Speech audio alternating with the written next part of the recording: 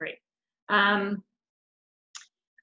If you would hold your questions, presenters are only presenting for about 10 minutes.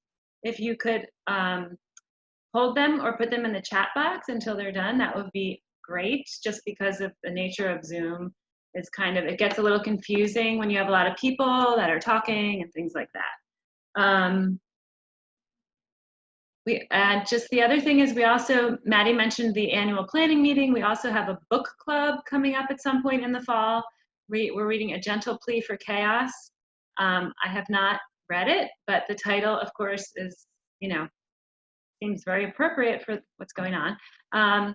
And so we don't know the exact date of that either. And again, we don't know whether it'll be online or not. But if you want to read that, it's great, good summertime reading. Like I said, when some of you were on, any other information that we have, like Kat has a spreadsheet about pants, anything else, we will email to you after this is done if you want it. We'll just send it out to the email list that we got for RSVPs. Okay, I think with that, we're going to get started. Does anyone have any questions or comments before I introduce our people? No? Okay. So I'm just going to briefly tell who's presenting and in the order, and then we'll get started. So first, just going to be Rebecca Allan, and then she's going to talk about her chainsaw. And she lives in the Bronx, so she's a couple hours away from us right now, and she owns a small gardening business called Painterly Gardens. And then the next person that's going to present will be Kat Meholic, one of the founders of Women in Hort. She's a curatorial horticulturist at the Arboretum of Temple University. After that, we will see, sorry, I'm reading off my phone. I can't remember everything. We will listen to Abra Lee. She's the owner of Conquer the Soil, which is a community that celebrates horticulture beyond the plants. I would also encourage all of you, if you are on Instagram or Facebook or however you get your social media, to check out Abra at Conquer the Soil, and Rebecca is at Painterly Garden, right, Rebecca? That's correct, yeah. And any of, make connections that way too and support them. And then it'll be Julia Detwiler, and then she is a landscape designer. After that, it'll be Johannah Fine, who is arborist and educator, and we can't wait to see her demonstrate the girls' sledge, or her daughter.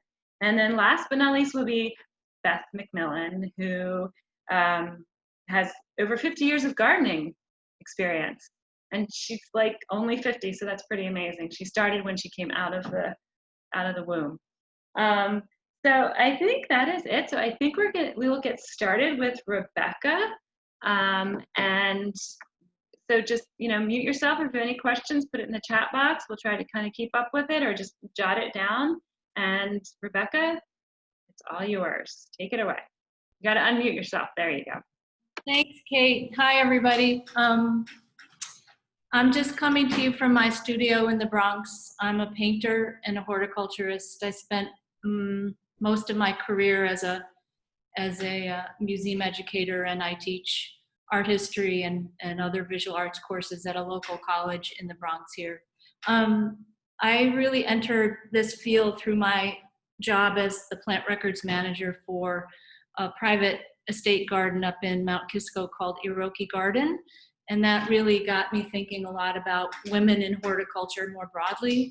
And I'm just about finished with my certificate in sustainable garden design at the New York Botanical Garden. But I started Painterly Gardens 2 years ago, and we've had just an explosion of work this year, because a lot of people are calling because they're not traveling, and they're looking at how they can get involved in putting some green plants in their yards or in their apartment buildings. So anyway, I thought I'd start out with a pop quiz, which is always good to know. So which of these items should you not be taking with you when you use a chainsaw?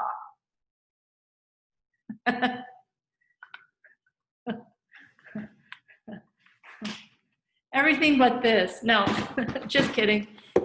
So So the whole question of equipment is really interesting to me as a painter, because our gear is how we approach our craft, both aesthetically and functionally and practically. And so I'm going to step behind this table here and maybe just speak up, because if I'm not hearing you, I'm not able to follow the chat too well while I'm talking. But can everybody hear me okay? Yes. Yes. Okay. And don't worry about the chat. Don't worry about the chat. You'll just let me know if somebody has a question, and we're Exactly. gonna. Okay. So, all right, let me put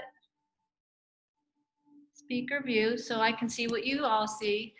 Okay, so this is Darrow, my chainsaw, and Darrow is named after Vaccinium corymbosum, the blueberry, the high bush blueberry. And the reason that I decided to invest in a chainsaw was really, like I'm sure a lot of you know and have experienced, you need it because you have a job that really requires you to have a certain tool. Not that you went out and got the tool in advance, but I really needed this tool because I was asked by one of my clients to please take down a 30-year-old yew hedge that was about 11 feet high and 18 feet wide. And I just knew right away that my partner and I were not going to be able to do that just with our hand saws. I also, as a sustainable gardener who's interested in sustainable practices, I also never want to use a gasoline-powered anything anywhere. So I was curious about this, and I ended up looking at a lot of different saws. I ended up buying this Cobalt, which is the Lowe's house brand, just because it was sort of small enough to fit in my hand. This is the 24 volt. It comes with a battery and a charger. So you just stick the battery in the charger for an hour and you're good to go. I'm going to take this saw apart really quick, and then I thought my demonstration would be to show you the saw as I put it together. So I'm going to take it apart by removing the side cover. And once again, I'm going to go through the assembly of the parts really slowly so everybody can see, but I would also be more than happy if anybody really wants to review this. I'd be more than happy to FaceTime with you or do this again, because when I first assembled this saw, I was outdoors in the back of my station wagon and it was raining and I had to have it ready to go. It took me about 2 hours to really figure it out. So, by the way, the battery is out, and so there's no way that this saw is going to operate with that battery pulled out, which is sort of the main rule of thumb with a battery-powered chainsaw is your source of power is over there while you're doing any kind of assembly, cleaning, or repair. So inside, so the chainsaw comes with a separate bar. The bar and the chain look like this. I'm not wearing any gloves right now, even though this is a sharp chain, because I've kind of been handling this and I feel comfortable handling it carefully without gloves, so I can show you what's going on. The bar is 12 inches long, so you can kind of get a sense of how big it is when you're holding it in the field. And the first thing that you do when you open up the box and you have all these parts, and by the way, you can do cleanup with alcohol while you're working. I have oil in this chainsaw already.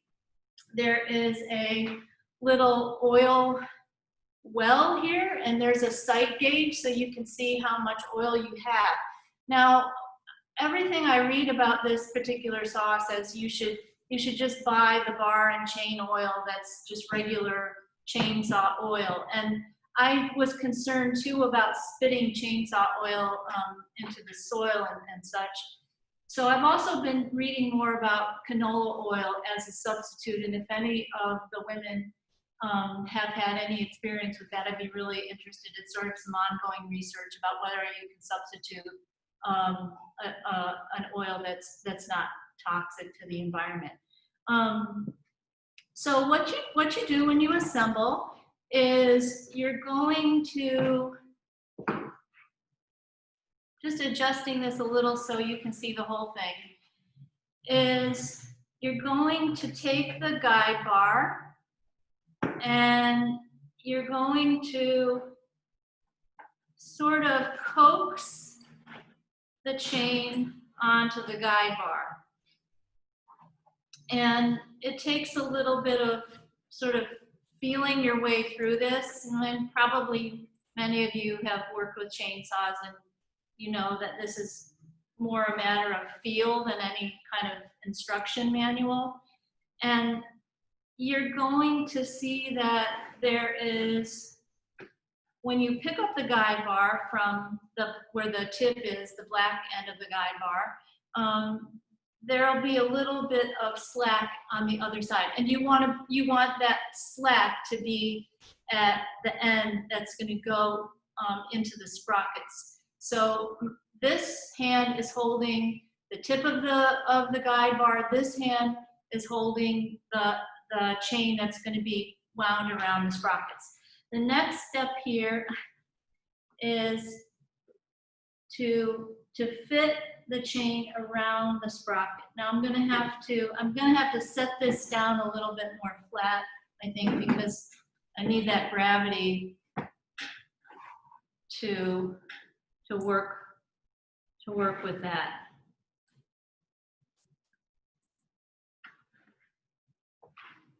So you sort of gently sort of coax the chain around the sprockets, and then the rest of the guide bar just drops into this little groove where there is a steel pin. So the next thing that you're thinking about is adjusting the tension of your chain on the guide bar. And the reason that you need a little bit, you need a little bit of slack on the chain in order for it to operate, but that's sort of a matter of experimentation. And so there is a tension adjuster, like a little dial. Every chainsaw is a little bit different. But once you fit that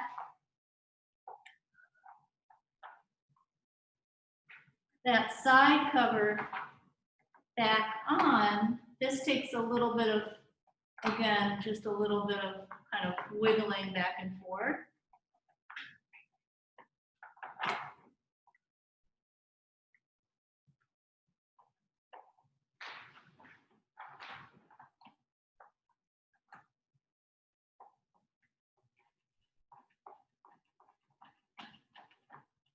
I'm dialing the tension adjuster down because the pin on the tension adjuster corresponds to a hole inside the saw. So I was just kind of dialing that down so that I could get the side cover back on. Okay, now what you do, I haven't tightened down that side cover at all. I'm just leaving it loosely on there, because I'm going to lift the bar, and you can see how loose that chainsaw tension is. So you have to leave everything a little bit loose while I hope this works so you guys can see this, that the chain is actually tightening up and it's getting closer to the guide bar. Can you all kind of see that? And then once, I know, right? I'm not sure. So I can see it happening. I see it tensing. Yep. Okay, I'm going to check in now and just make sure everybody can actually see all these different things. So once that's tightened, you go back again and you lift the bar, and then you tighten down the side of this is where it's nice to have another gardener with you, because one person can hang on to the bar, but you can do it with a little bit of practice. Then you tighten down that cover all the way till it stops, and then you're ready to go. Okay, now I'm gonna clean up my fingers a little bit because I got some chain oil on them.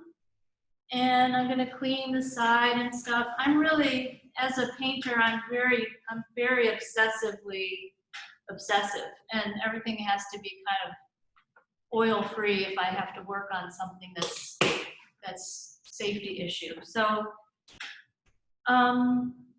so in terms of operation, you have your back handle and your front handle. And then this is a brake. So this is a safety brake, which is there so that if something gets caught or something goes wrong and you want to stop that saw from operating right away, just throw it. And it's totally effective. It stops the operation right away.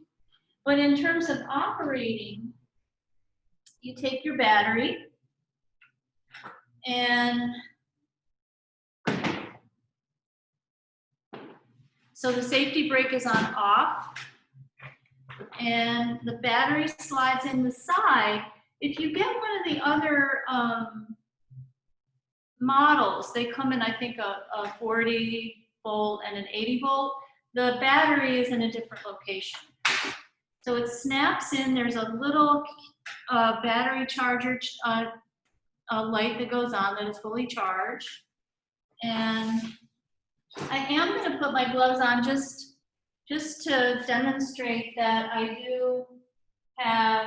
have some chaps, and I did get I got a couple of different climbing helmets. This is the one I just used with my glasses. Okay, so this is one that I was using for this recent job, but I also have a more commanding helmet for, you know, more serious all-day work.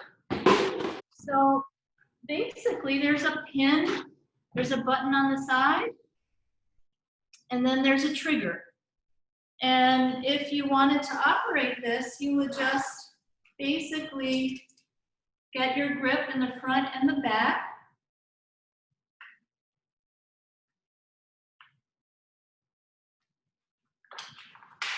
Pull the brake toward you and go.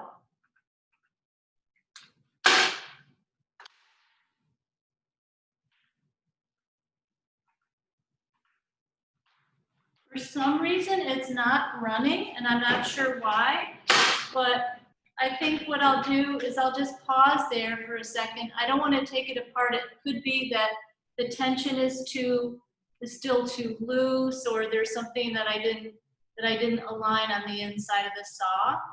But that's basically how to assemble and disassemble this saw. So let me open up for questions. Oh, a couple of things that I wanted to tell everybody in terms of pros and cons. One of the cons of this, I've read a lot of good reviews of this little battery-powered saw, but when I bought the saw, the very first saw that I bought had a leak in the oil tank. So I did go back and I exchanged it for a full refund, and this saw seems to be working just fine. I mentioned about the bar and chain oil versus canola oil. The other drawback is I'm still figuring out the best way to clean this saw. So it does get a lot of sawdust into the base. I'm going to take the battery out just to be safe. Just in terms of cleanup, you then can remove the sidebar, the side cover, and go in with alcohol or a vinegar solution and wipe everything down. But there is a lot of sawdust that builds up and it gets oily and gunky. But from what I understand, it just takes that kind of time after your day of work with the saw to clean the saw. What I love about it is it's lightweight.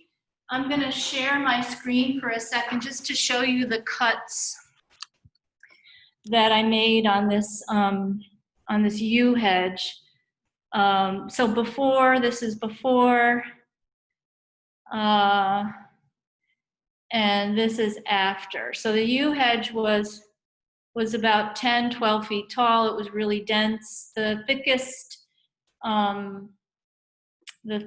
diameter branch, the trunk was probably 6, 7 inches. These were really beefy. Can everybody see the two pictures, or at least this one? No, I only see one picture. One picture. Oh, okay, let me share the one I wanted to show you. Okay, this is the one that has the stumps. Can everybody see the stumps? Yes. So the stumps, I did have to groom those stumps a little bit more with my, I just used a Silky Boy saw, and I used a Felco pruner to clean up some of those stumps a little, because really, honestly, ladies, this was my first chainsaw ever, and I am still learning how to operate it and how to do it effectively and to work, especially because this wood is really, really hard wood. So it was a pleasure talking to you about Darrow the chainsaw. Do you have any questions? I have one. How much does it weigh? 7.5 pounds. Oh, wow. Okay. And then I know there was one in the chat that said, how long does a charge last on the battery? Thank you for asking that question. It lasts about an hour. So I have 2 batteries. One is charging while the other one is in the saw. And then the next question is in the chat right now. Can the battery be used with other equipment, blowers and string trimmers? Oh my gosh, I never looked into that. I will find out for you. I would say, in my personal experience, and this, chime in if anybody else, it just depends on the size of the battery and the tool you have. So there are different size batteries that can be used for different size tools. And so if you make an effort to get, I guess, more tools that have the same kind of battery, you could probably do things like that. Oh, okay. Oh, I'm seeing the chat questions now. Okay, I know, right? I'm not sure. She was in our directory. Oh, I live in the Bronx, but I got connected through some colleagues. No, I'm not a lefty. I'm right-handed. What does brushless mean? Good question. I don't know. And I think that Lucy asked, how did you choose Cobalt over Still or Husky? It was a little less expensive, and I do want to get a Still. I really have, a friend showed me her Still, and I absolutely now know that I want a better quality tool, but this was my first chainsaw, so this was a money-saving decision. Do I include tool cleanup time on a job? I'm starting to. I have 2 gardeners that are now working with me more regularly, and it's interesting because they're with me. I'm more conscious of other people's time, and so now I'm stopping a half an hour ahead of time to clean up tools. But I still do a lot of tool cleanup at home. I have a question. Were you afraid and nervous when you first started using it, or did you get anybody to show you how? And then my other question was, how much of a strain does it put on your wrists? I'm still scared. Like, I'm gonna turn around and put this tool over here on the floor. I'm still scared of my chainsaw. I was scared. I was really scared, but I asked a colleague of mine, Allison Filosa, to come with me on the first day, and I talked to her at length about protective wear, and she was the person who said, you cannot go outside without chaps, you cannot go outside without a helmet, so she really hammered that into me. And the more I work with it, I have to keep telling myself, this is a tool that could kill or maim you, and proceed with caution. So I try and do that practice when I'm using it. It does put strain on the wrist just because of it's only 7.5 pounds, but that's 7.5 pounds.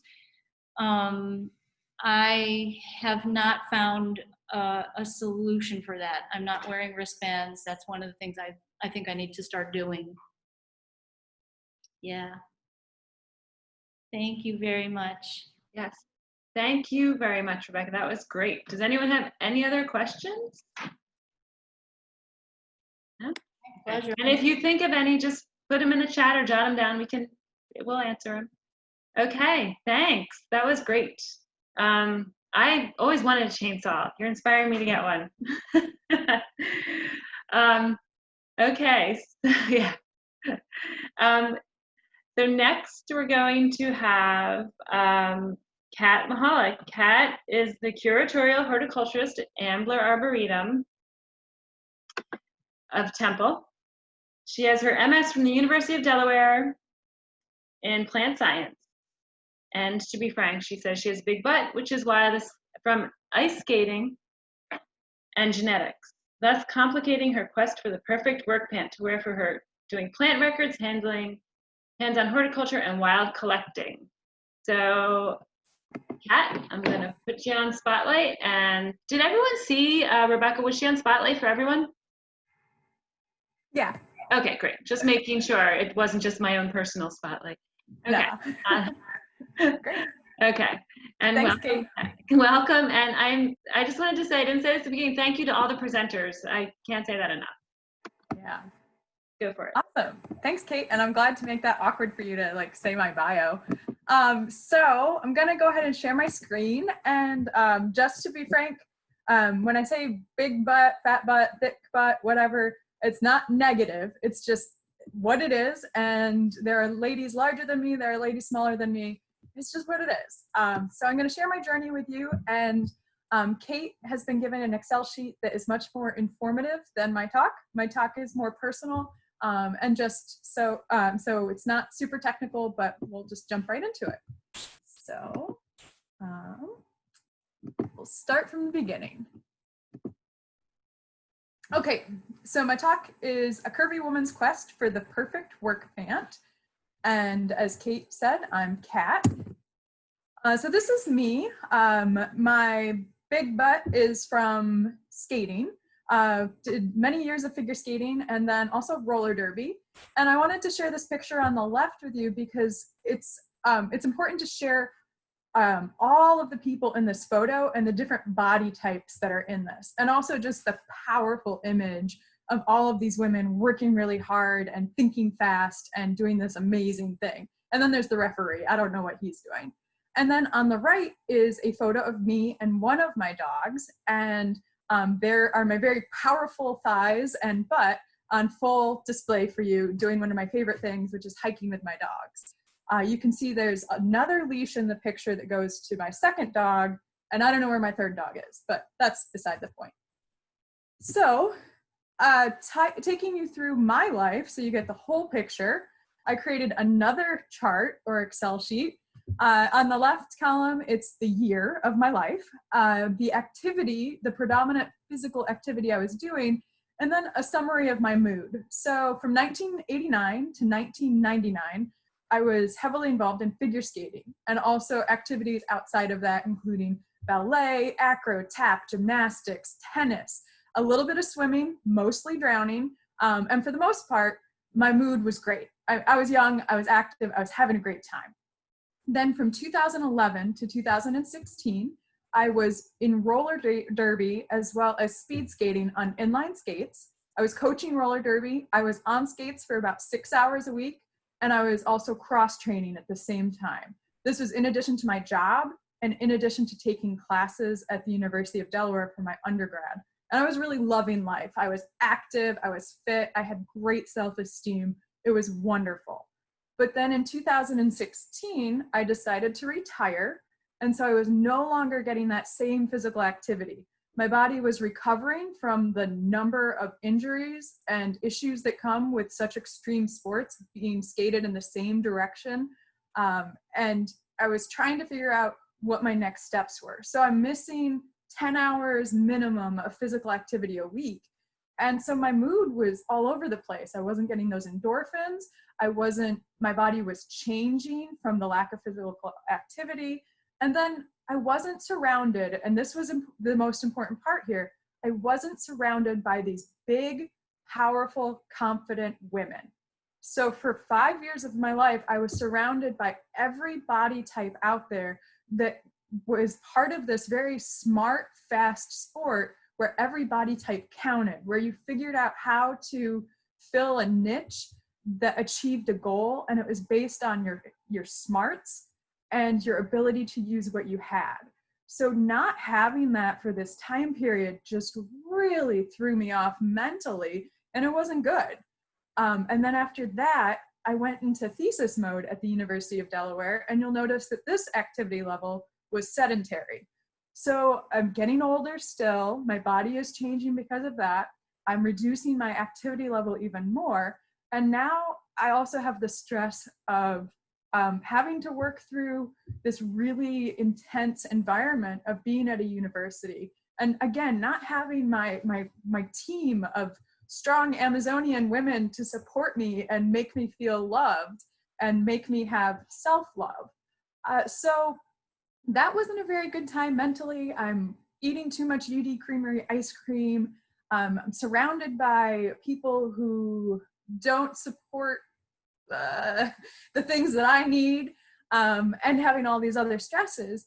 But then thankfully in 2019, when I finished my degree, I started having more time to work on myself. I finished my degree, I had that accomplishment, and to figure out who I am in my mid-30s, and how to work through these issues I had with my body being bigger and being different, and trying to process what was okay and what was not.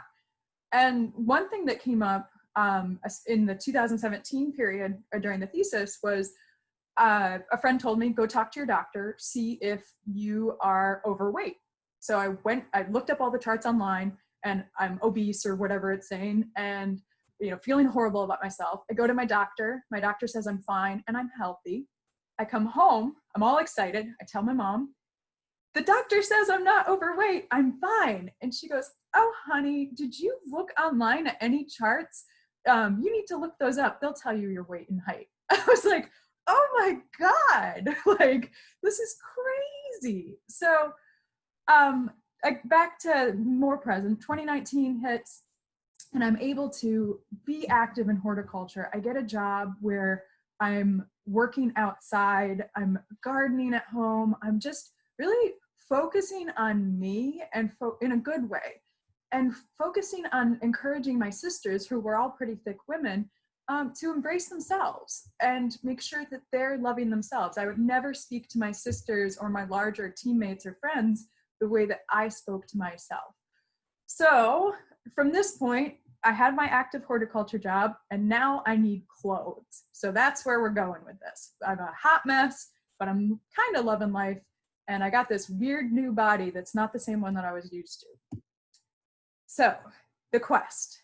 What is wrong with my current work pants? I've been in horticulture for a while, and this isn't the first time that I've needed pants. So what the heck happened to my old ones? Well, to be frank, I've gained weight, and so that has resulted in some of them giving me camel toe, which is not professional, and we are a public garden and nobody wants to see that. Muffin top, which aesthetically is not a problem, but it was getting to the point where once I added my tools on there, it would dig in so deep that it would become uncomfortable. And then of course, just general wear and tear on the cheap clothes that I got in my undergrad. And of course, I was a woman with larger thighs, my pants always have that chub rub that creates friction and then has these great holes in very inappropriate places. So I needed new work clothes. And then I kind of assessed, what do I actually need for my work pants? And there's a lot that goes into this. So first off, I need multifunction. I wanted pants that held up well when it was wet outside. I wanted pants that were durable enough to protect my knees, to be able to fit nicely, to hold my tools. I wanted pants that were ethically made for the environment. I wanted pants that were also low in cost. We don't make a lot of money in horticulture, and I'd just come off of 2 years of grad school, so I certainly didn't have a lot of money for clothing. And I also wanted clothes that were ethically made. So the workers that are actually making my pants, I wanted them to be treated fairly. And Abra has a background in textile designs, and I used to have a sewing business. That's how I got through my undergrad. So I understand from the production standpoint and the manufacturing standpoint how all of this is really difficult to make happen. But I wanted to try. So I tried almost everything, in my opinion. And what I tried, we'll start here. Well, these are the conclusions that are up. I forgot to add an animation, so just ignore what's up here. But a lot of money later, we'll go there. One of the first ones I tried in the wintertime, I started at my new job in October, and I wanted to prepare for the winter to make sure I had proper gear. So the first thing I tried was Carhartt. And so I had two things. I had a lined overall, and then I had these lined jeans. Both of the fits were great. Carhartt advertises that they have an American-made line. And the short story from Carhartt is that I got these lined jeans that were supposed to be made in America. And I'm all proud one day, my first day wearing them. I go to use the ladies' room. I drop my trousers. I look in the tag thinking, like, made in the USA, no sweatshop labor here. They were made in Vietnam. So I don't know what happened, but that was a very disappointing bathroom break. And it was because of the jeans. So it was kind of annoying that I went through all this trouble of researching it. It's supposed to be American made, and it's in Vietnam. So that was a disappointing story. You got to be careful about where you get your pants from. Then there was REI, which is pretty fantastic, except for on this particular pair of pants, the snaps come undone all the time at the top. And so this was the pair of pants that I wore. I only had 2 pairs of work pants for the most part for 3 months. And my poor coworker had to watch me rebutton my pants about 6 million times a day. And these are snaps, so they're not easy. Like, I have a sewing background, so they're not easy to fix. And so it just made me feel terrible that I was literally popping the buttons on my pants. And, you know, my poor coworker had to deal with it. Luckily, she's a woman and very understanding. Then after that, I tried these red ant pants, which notice the price tag, $140. So these are made in the USA. They're work pants made for women. You see all of the body sizes they accommodate. These are fantastic pants. They fit like a dream. I wore them on a 4-mile hike on January 1st, and my legs were so torn up from the welts because of how stiff this fabric was that I couldn't wear them without another pair of pants under them. So on the website, it does state that these need to be washed to soften the fabric, and I've washed them a lot, and I have yet to try fabric softener, so I'm not discounting red ant pants yet. I need to keep washing them to soften the fabric, but it was kind of a disappointment, and it really cut short my hike. And then there's Dovetail Workwear, formerly Moxie and Moss, I think was the company, and they are based out of Seattle. It's an American company, and they've given women in hort discounts really regularly. Their claim to fame is really rugged jeans and denim that is meant for many lines of industrial work, and they support a lot of different efforts to get women in non-traditional industries. If I would have worked with them more on getting the proper size, I probably would be happier with my pant, but I have this huge gap in the back and I hadn't bought a belt yet, and this was the other pair of pants that I had for 3 months with my coworker, and so I flashed my coworker my butt crack for about 3 months or was buttoning up my pants. So if you ever meet Michelle, Michelle Lapp from Ambler Arboretum, she's a very patient woman when it comes to wardrobe malfunctions. So these were just some of the lessons that I learned a little in this list, and these are some of the examples that I tried. I tried a lot more, but we only have 10 minutes and you don't want to hear about the other stuff. So going through this, I learned that winter weight wear is not necessarily something I need in this area. I found that not having the flexibility in my 2 lined pairs of pants from Carhartt. I limited when I could wear them. We had such a mild winter that most times I was overdressed when I wore my jeans or my lined jeans from Carhartt or my coveralls. And so if I were to buy these items again, I would buy the unlined versions in a slightly bigger size, made in the US, make sure of that, and then put yoga pants under them. Not sticking to my budget. Red Ant pants was not in my budget. And so when they didn't work out immediately, it created a lot of disappointment. And in other instances where I've gone above my budget, it automatically makes me put the pants on a higher pedestal for expectations. When you're going through this, make sure that you are comfortable with the company's return policy and that you're willing to do the work to return it to get the right gear for you. It is worth it, but I'm really guilty of not following through. Those snaps on the REI pants, if I would have returned them within 1 year without a receipt, I could have gotten them replaced, but I didn't. And that's not REI's fault, that's my fault. And Dovetail, same thing. They would have worked with me to get my size, but I don't like talking on the phone and I don't like going to the post office. So I ended up mooning my coworker for 3 months. Then expecting too much from your gear. In my quest for the perfect pant, I realized there's no such thing. I prefer different weight pants for different days. Some days I know I'm going to be getting more wet than others, so I might like a better wicking fabric. If I were to be doing something that involved a lot of debris or chipping, I'd want to make sure that I could tuck my pants into my boots. And then the last thing is, don't be afraid to modify your own gear. A lot of these sewing techniques are very simple for things like adding a belt loop for your belt or a place to put your keys. What I require from the accessories on my work pants are a pocket for my phone and a place to loop my keys. And if my pants don't have that, I can add those on. And you can add on external pockets very easily. And I included this Reanimator project because it has instructions for how to add pockets. And you can also reach out to people who like to sew and ask for recommendations. And I'm only 5'2", so I need to shorten my pants a lot. And hemming pants is something that's very simple as well. Even if you don't have a sewing machine, all of these things are possible. So in conclusion, there is no perfect pant, but there are resources, including this Excel sheet. These are the different companies that I researched.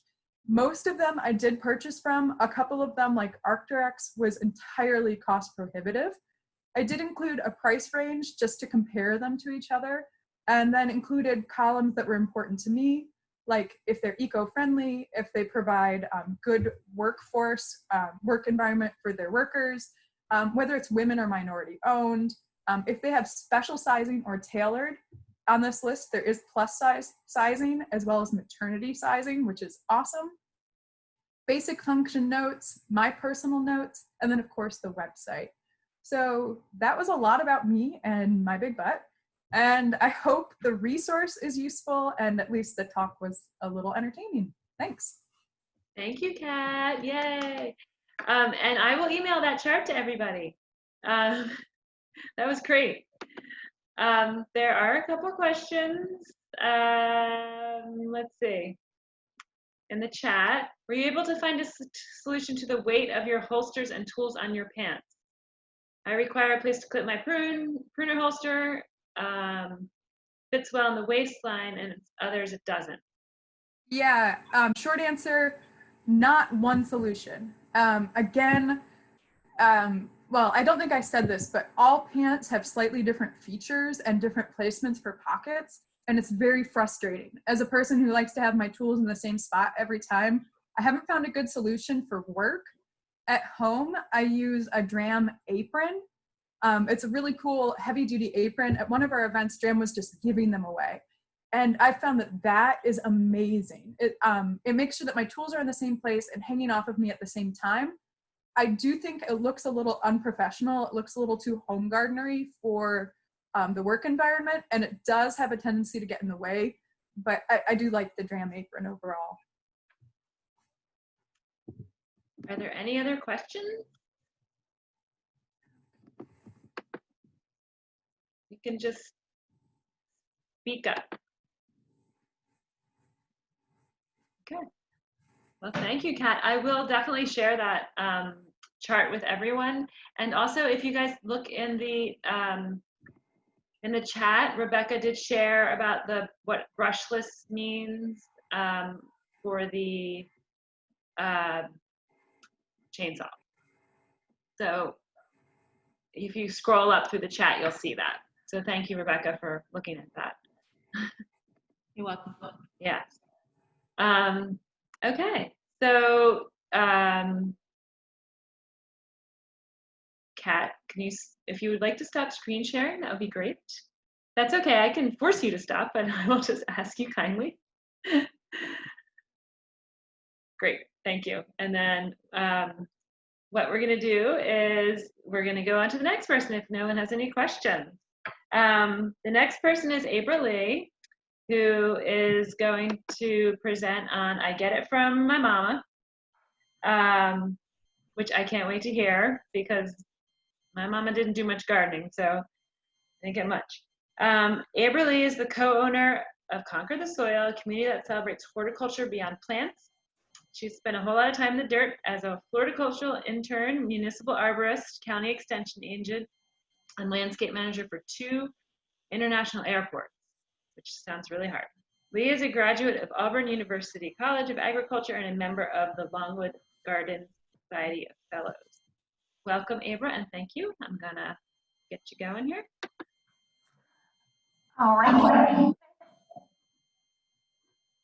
Okay. Hey, y'all. Thank you for the warm introduction, Kate. And I will be honest, when Kate asked me to be here today, I really struggled because I knew there was nothing I could share with you all that you didn't already know about tools or anything like that with gardening. And like Kat, I took a more personal approach and I started thinking about where I started losing myself in gardening and when I brought myself back around. And that's why I say I get it from mom. You know, I started trying to become more of the woman she was and stop trying to assimilate in the professional garden environments that I was in. So I'm going to share my screen as well. And then I have a few things to show you. So again, nothing new, but just me explaining my journey and the tools that I love and why I love them.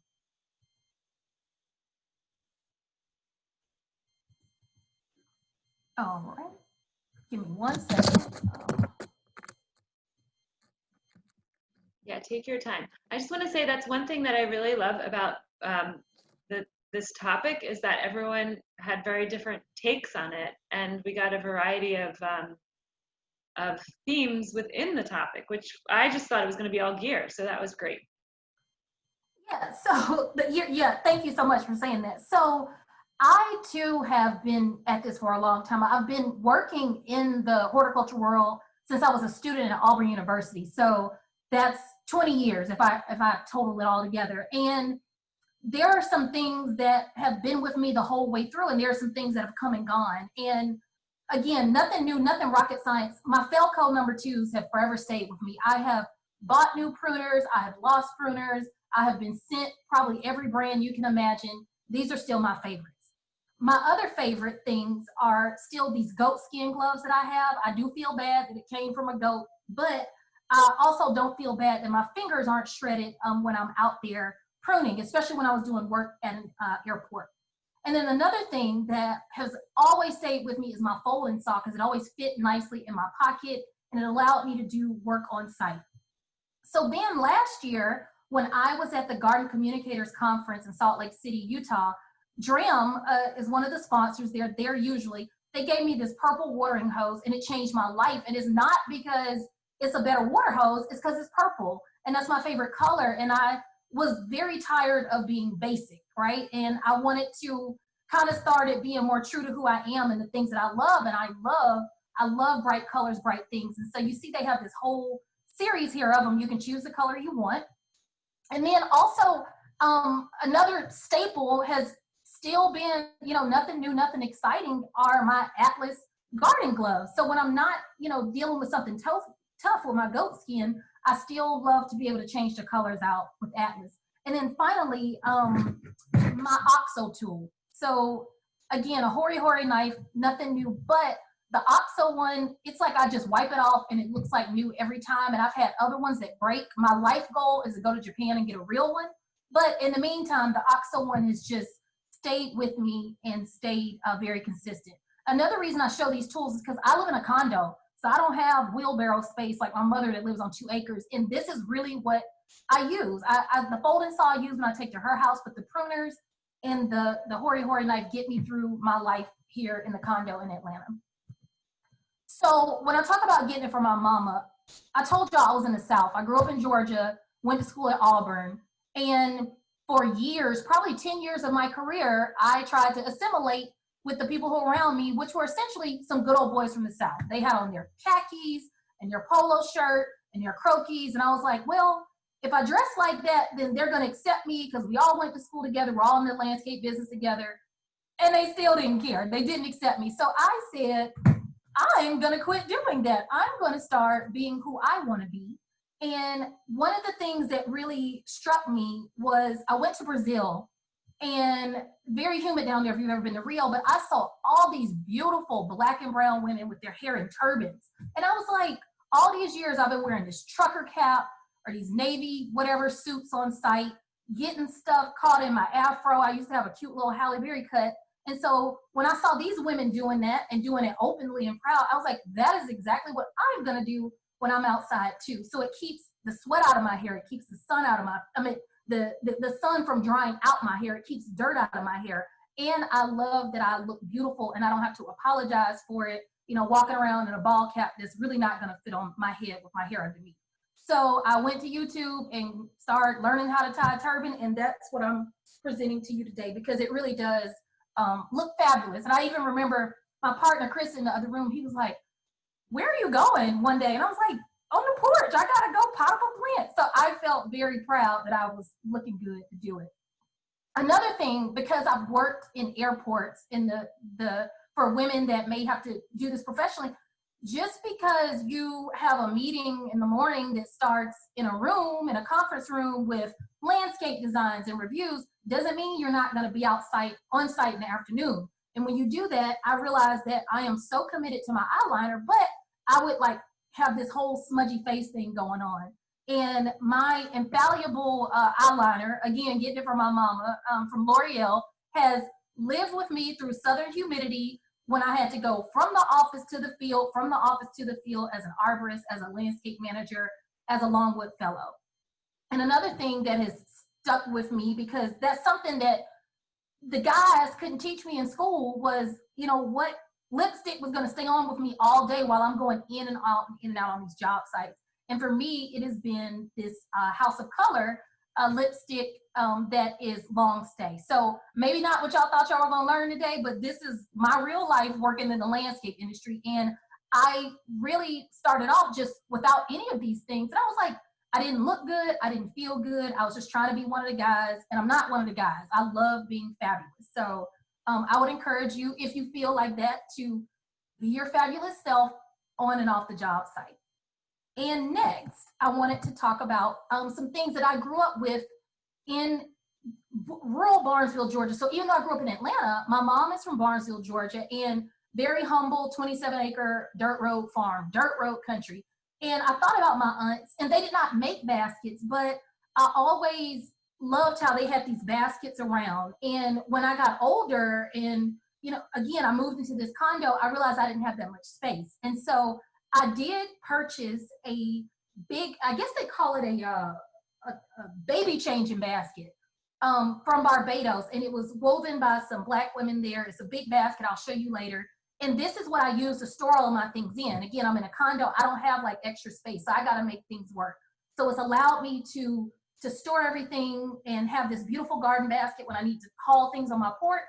And then when I bring them back in, I have a beautiful basket to keep on the inside. So I have to think really smart about my space.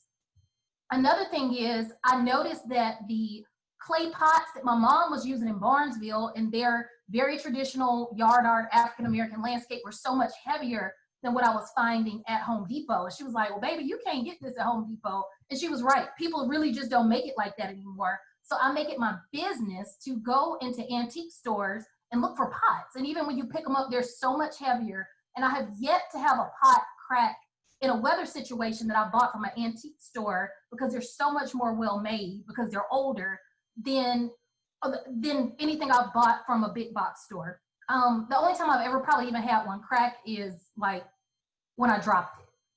And then another thing that has stuck with me from my mom's upbringing was the paper bag, and I'll explain to you why. So there were these beautiful array of like zinnia flowers and cleome just all mixed together in front of my mom's porch when she was growing up in Barnesville. And I was like, how did you guys arrange this? How did you design this? And essentially she told me they just stuck all the seeds in a paper bag and shook them up and spread them. And they had this beautiful perennial garden in this small space in front of a porch. And I'm over here, you know, sitting through all these perennial design classes and learning great things, but it was just the simple things of the country like that. And even where her bulbs, they would have these beautiful caladium and tulip displays, and they would just literally put the colors they wanted together of tulips in a bag, shake them, and then roll them out like dice. Just like roll them out there like dice, and they came up just beautifully. So these little simple things from Barnesville have always stuck with me as tools, a paper bag as a tool in a garden journey. And also in my condo, I'm able to use that to do my soil mix. And then when it's done, I can just ball it up, stick it in the pot. It'll also break down. So it's just been a convenient tool for space for me while I'm here.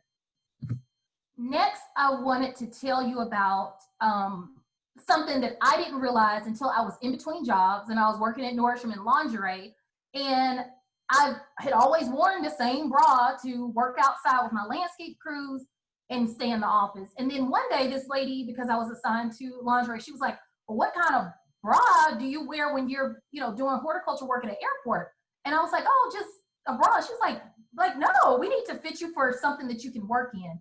And the Wacol sports bra really changed my life, because it had the underwire I needed, but it also like kept everything together. And I'm not even a very busty person, but it wasn't like me being in my normal bra and just like sweating it out and feeling terrible during the day. So that's another thing nobody's going to teach you in ornamental horticulture class at Auburn or anywhere else. Like, you need to have the right bra on, especially if you're going to be working in this field. So there is a non-wireless option that Wacol has. And then there's also one with underwire that in terms of wick, in terms of, you know, the sweat just going away, it was perfect. And I loved it, and I still wear them to this day.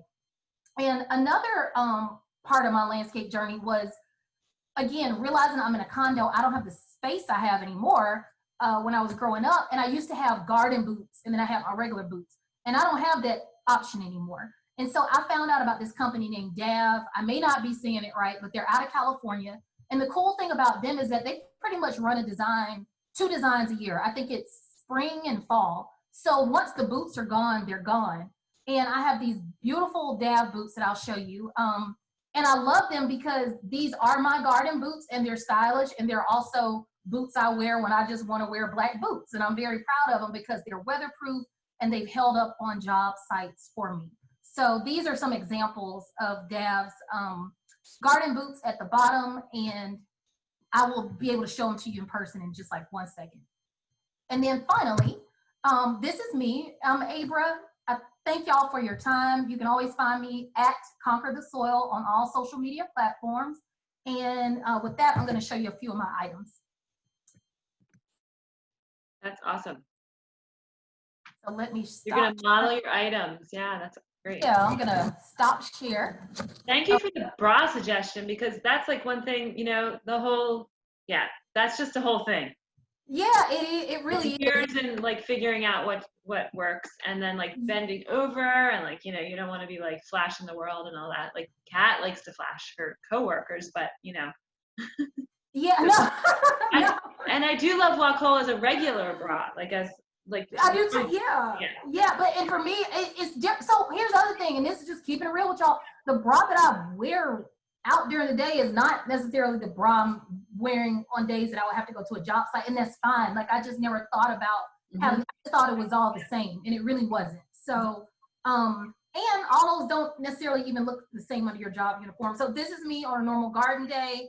I have turbaned up just for y'all, and make sure I get a pretty pattern. And I usually put on some fabulous sunglasses so I don't look like one of them good old boys with the croquis. I try to be very intentional about looking like that. And then these are my Dav boots. So I love them. They have all these studs on them. And they're also my garden boots. But, you know, during the wintertime, I just look like, I don't know, Batwoman or something. They're just so pretty. And my little number 2 still, you know, getting me through. My OXO knife, it literally looks like new. And I can't even tell you, it's probably 10 years old. And then my purple garden hose that I love. So this is how I will show up to your community garden site, not looking like one of the guys, because my mama taught me better. So thank you so much for your time. And I'm gonna. Thank you very much. That was great. Someone had a first of all, I want to ask you a question. Do you know how many scarves that you have for your head? Like how many wraps? Or do you just have a lot? Like maybe 4. So really? Okay. Yeah, what's the fabric that you mostly use for that? This one is just a polyester stretch. You see how stretchy it is? Oh yeah. Okay. So here's the thing. I am not like the Brazilian women that been doing this their whole life, or maybe the women that you see like Geechee Gullah women or beautiful women from Nigeria that can tie all kind of fabrics. I had to pick the easiest thing. Now I prefer that it was cotton because I like materials that break down, but until I can learn better, I'm still sticking with the stretchy stuff. And the reason I have 4, full disclosure, when I was in the fellowship at Longwood, part of that came with a stylist. And so we went through a whole color palette and I was taught the right colors for me. So like jade greens and, you know, plums and like electric blue, that fits me. So I had a bunch of scarves before then, and now I'm down to 4 because they're the 4 right colors. So that's how I kind of knew what to get rid of. Someone did say, would you provide a list of these if of your products? I mean, yeah, I'll put it in the chat. So another thing too with that the stylist part, I know people probably don't think garden and fashion and looks matters, but to me it does. So that's how I like found out the right lipstick color to wear, right? I know the right colors for my face, which matters to me because my job is outside and I don't just want my cute moments to be in the middle of the night where no one's going to see me. Like I need them, my cute moments got to show up at like highlight at 10 a.m. where most people get to be in the office. So that I will definitely share with you how I like figured out what makeup wouldn't smear or whatever. Yeah, I mean, I would agree with that. With you working outside, that's your job. And also you are, for people that work in public gardens, I don't, but you are the face of the garden. So so if people come up to you and talk to you or something like that, then, or if you own your own business, like Rebecca, you are the face of your business. So you have to be looking decent and you want to look that way. And like you said, I know when I'm working outside and I just don't even care and I'm like all sweaty and gross and stuff, I have to go like completely redo myself to feel human again, like to go take a shower and do all this stuff. But it's nice to be able to go to work and feel human when you're there, you know? So thanks.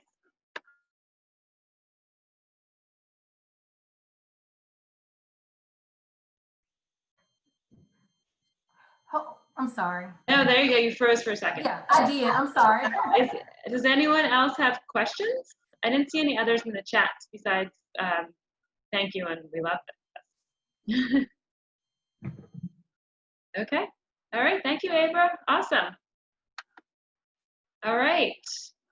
So up next after Abra is Johannah Fine. Oh, wait, I'm sorry. I skipped Juliet. Because I wrote over your name when I was taking notes. I'm sorry. Julia Detwiler. She's going to present on foxgloves. I'm just going to say that. And the variety that offer sun protection and great while playing in the dirt. Julia is a landscape designer with a passion for gardening, and I will pass it over to you, Julia, and take it away, and feel free to add anything to that. That would be great. You have to unmute yourself. Unmute yourself. Okay, so now we're good. So I'm Julia. I recently sort of am starting a landscape design business. I kind of have one foot in each canoe. But if you're interested, it's called Birds and Bees Landscape Design. It's Philly area, geared towards people who want to do it themselves, but don't really know where to start, don't know what plants to pick, don't know the spacing. And then, so I provide planting plans and maintenance plans for people who want to go do it themselves. So a little about me. I'm originally from Southern California. I'm super pale. If you can believe it, I used to play water polo and was tanner than this. I am not at all tan. I actually take medication and it makes me more sensitive to the sun. So finding sun protective products has been kind of a battle for me. So I came out here for undergrad and studied biology and studio art. And then I got my master's from Temple in landscape architecture a few years ago. So I kind of, I've worked various places as a community planner. I worked at Meadowbrook Farm with Julie Bear for a little bit in grad school. And that's where I really got into gardening. My family didn't really garden much. So I kind of had to learn, a little bit on my own. So when I was in grad school, I was short on cash and I saw a thing on Temple's listserv to work at the flower show. And I'm like, oh, awesome, flower show. I can meet people. And I actually did. And that's how I got the Meadowbrook Farm internship. But anyway, so I reached out to her. She's a landscape designer. Her name's Harriet, who owns Foxglove Garden Gloves. I can't even say it. Foxgloves. And so, she introduced me to her products. And I, at first it was just like, yeah, okay, I'll sell your stuff, like whatever. And then, I started using them on my own. I had an apartment, so I would do a little bit of container gardening. I'd go help at my mother-in-law's house, but really like Abra said, like you want to look good also when you're doing things. So I have this is the hat I've had for about 5 years. You can see it's like disgusting and sweat stained, but I love it because it matches my gloves that I have. And these I love because they go up your whole arm. So these are her L grip gloves. So Harriet designed these gloves based on the dress gloves, the cotton dress gloves. So I do feel really fancy. Sometimes I put on a brighter lipstick. And yeah, so these are nice because they're super lightweight. They're very form-fitting. There were some things that I was looking for in a glove.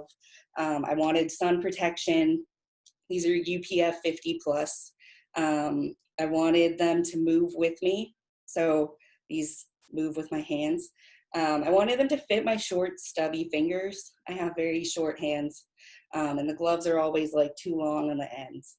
And then I wanted to be able to touch, like to be able to feel what I was doing. I hate it when I'm grabbing for things and I'm like, oh, I meant to grab like that plant over there. And now I just cut off everything. So, so I've had this hat for a few years. It's machine washable. When I'm out there and it's hot, I just dunk this in water and I put it on my head. I try to limit my sun exposure because again, I'm very sensitive. But these help because then I can just throw them on with a t-shirt. They go all the way up to here, t-shirt goes down to there, problem solved. So, and it keeps the dirt and irritants off my skin. I have eczema. So if I brush up against God, watering tomatoes is the worst thing ever. And I will be covered in a rash if I don't wear these. And I also like that they came in a range of sizes. So I could find ones that fit me, but I could find ones that fit my sister who was blessed with the long, glorious, gracious fingers that I didn't get. Not bitter. So these are my gloves that I use for, just kind of anything. If I know I'm going to be doing heavier work, I like her Works gloves, which are these ones. They've seen better days because I've had this pair for about 5 years. And that I've hauled wood with this. I've trimmed shrubs. I've built my entire garden with these on. They're machine washable. They're vegan, which is really great. It's the first vegan like suede that I found that is actually holds up to anything. Like they're finally starting to pill a little bit, and that's because we moved 20 yards of mulch with a wheelbarrow the other day. So it took a beating. So these are great. They're also great because the back is really breathable. So you can, I honestly use these as like a sweatband, which is why they're so gross. But they are my favorite gloves and I wear them all the time. They come in sizes that, they'll fit my tiny hands. And then I got the extra, extra large for my husband who has like dinner plate hands and they fit him too. So, what started as like a grad school way to earn, money for food, became, now I'm friends with Harriet. She's a great person to know. She's located in New York, and she's just taught me a lot about gardening, and she posts really interesting stuff on her page. So the last thing is about these hats. They are 100% cotton, which is great for those of us with sensitive skin and stuff. It's UPF 50 plus because of the tight crochet. So even when it gets wet, which is what I do, I just wet it and throw it on, it still gives you that sun protection. It has a 4-inch brim, which is like what the American Cancer Society or something recommends for sun protection. Don't quote me on that one. But it's also made by women in Bali. So they're handmade. So everyone is different. I have a second one because I love them so much that came with this little crocheted flower. And now I look like, oh, who is that? That character with the hat. Someone will throw it in the chat and it'll, so all of these, I'm going to start like looking through the chat questions, but yeah, I kind of just wanted to share how much I love this product and how it's made me able to go outside during the day, which is huge. When you're like basically a vampire, it's a big deal. So the hat is also foxgloves. It's on their website. They recently started adding a chin strap. I saw her at the flower show. She's usually there. And so I don't know if the online shop has the chin strap available, but I haven't needed. I find that the crochet is tight enough around my head that it doesn't blow off. I've even worn it on the beach, and it hasn't been an issue. Oh, thanks everyone. Blossom, yes. Okay, so I knew someone would get it. And yeah, these really have the gloves had lasted a lot of seasons. I bought a house a year ago, well, a little over a year ago, and so I've been really fixing it up. It was a blank slate, and since I do landscape design, I'm like finally allowed to get my hands dirty. Like I'm not stuck behind a table anymore. So thank you guys for letting me, talk about this. And I can send a link to you guys about like just with her website. And again, it's just great to support other women. And I just love seeing her do well and seeing her business grow. So. I thank you very much. I think one other question was are the work gloves called Works gloves? They're called Works. Works, so, WORKS? Yeah, Works. And yeah, they're all foxglove gloves. Yeah, they're all from foxgloves. I'll just send it out. I think I'll have to double check what it is first. That's okay. Yeah. But yeah, so all by foxgloves, and she's usually at the flower show. So hopefully the flower show will happen again, and we can all see her there, and it'll be great.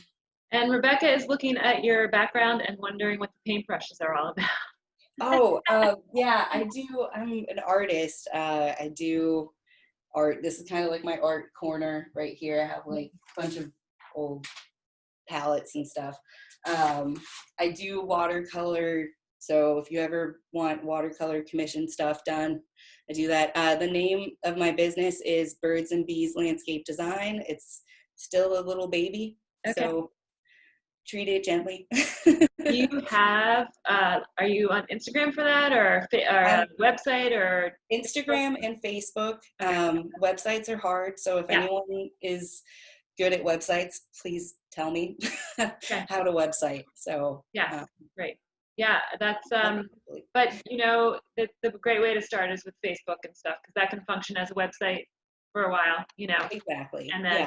And then yes, so yeah, word out, looking for someone to help with the website for Women in Hort. Yeah, Women in Hort. All right, thank you. Are there any other questions that I missed? Any other? Thank you so much. Oh, the heat. Kat had one that asked about the long gloves in the heat. How is that?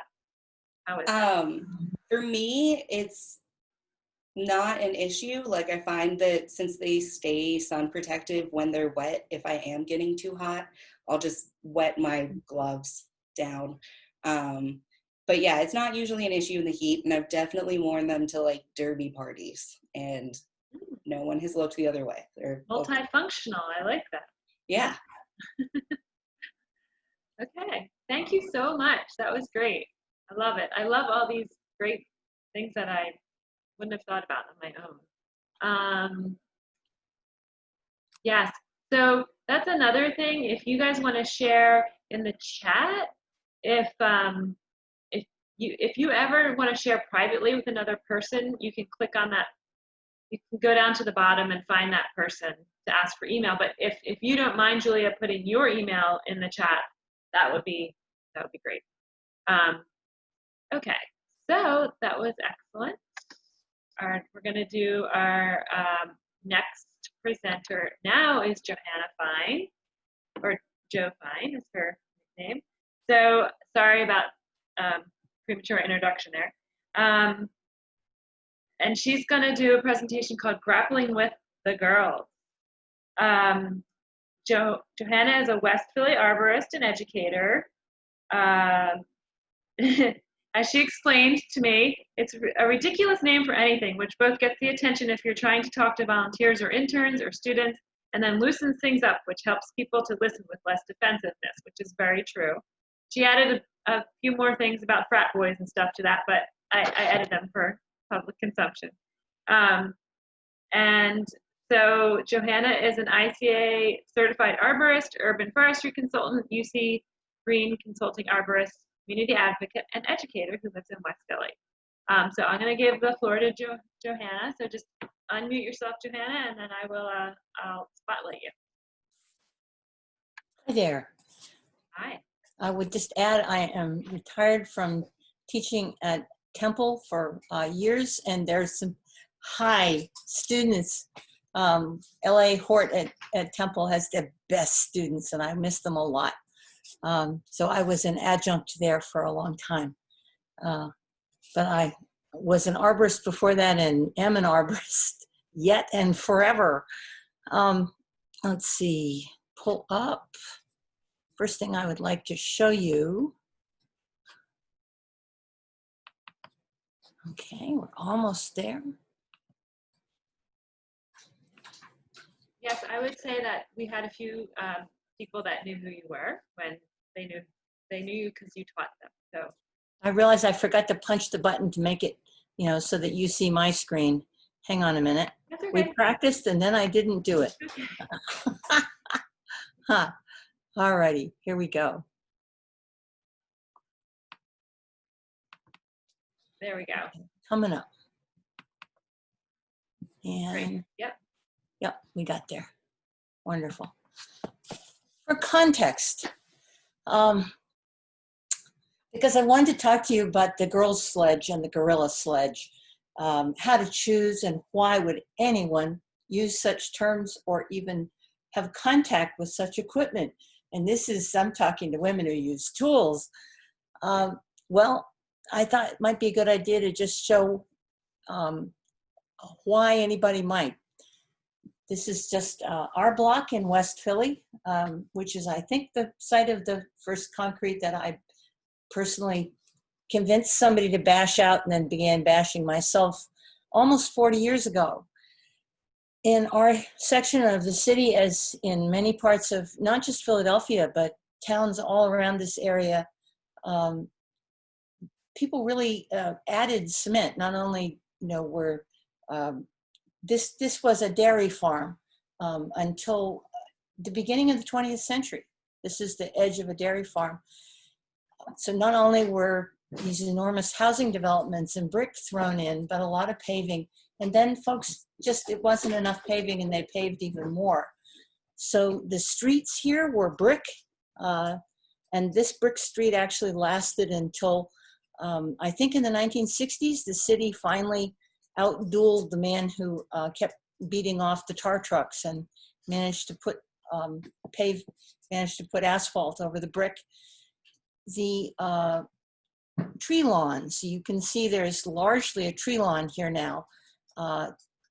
Can you see that when I move a cursor, can you see the cursor? Yes, yes. Okay. The cursor. I have a cursor now on what would have been original cement put in the late 1800s. So the strip coming down here on the sidewalk, but the tree lawn along the edge of the street was not paved. And oddly and not very helpfully, the strip in front of the little tiny rug-sized front yards, this was also not paved. So that's paving that people put in later to be tidier. You hear all these wacky explanations. And so one of the things that's gone on is the gradual removal of concrete. So I would like to say to you that if you don't yet own a sledge, it's actually a water cleaning tool. So if as I know, this is a group with people that are really committed to the environment, clean the water, buy a sledge, learn to use it, teach other people to use the sledge. Every square yard of concrete that comes out, you can actually, I haven't done this in quite a while, but you can actually calculate the value to water and actually air cleaning for the retrieving permeable surface. Okay, that's context. You all knew that. I think, let's see, there we go.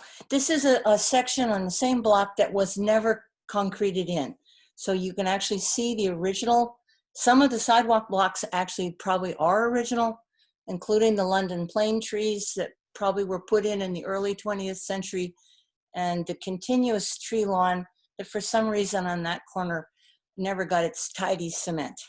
Okay, so that's context for why on earth I like to talk about sledges and give them silly names. I've heard other people, it's been fun. I really enjoying this. But some of what's fun is hearing people name their tools. I'm pretty sure I heard a chainsaw with a name. I thought, oh, my people. So now here we go. You're actually not seeing the girl's sledge, and that in itself is interesting. Hang on a sec while we get there. Alrighty. All right. So that's my daughter, Nan, who is modeling for us, and she said to tell you she's very tall, so the sledges didn't shrink. And what we have here is the gorilla sledge on the right, a hand drilling hammer or small sledge on the left, and in the center, it's not the girl's sledge. The girl's sledge turns out that it's stuck on loan with somebody who's actually actively using it. But we will make our point. I was thinking we can call this the woman's sledge instead of the girl's sledge. I gave them names many years ago. Because of the nature of my work, I've worked a great deal with volunteers, many of them undergrads, God help me, and from a variety of institutions, and interns. So guys come with their own, how shall we say, Well, they look at the gorilla sledge over here, which is the first one that my family owned, the gorilla sledge, and they are just attracted to it. Not all men, but a certain number of young males see that thing and they just want to use it. It weighs, the head is 12 pounds, and the vast majority of people shouldn't touch that thing. It's a disaster. Next to it, the what I'm now naming the women's sledge, this is this is an 8-pounder, so that's 12, 8. The hand drilling hammer is also called a 3-pound hammer for the wonderful reason that the head weighs 3 pounds. These come in 3 or 4 pounds, and they also come with a somewhat longer handle and are fabulous for having along if you're setting stakes, say like tree stakes, but other kinds of stakes, even fence posts. I don't really want to be messing with unless I have at least a hand sledge with me.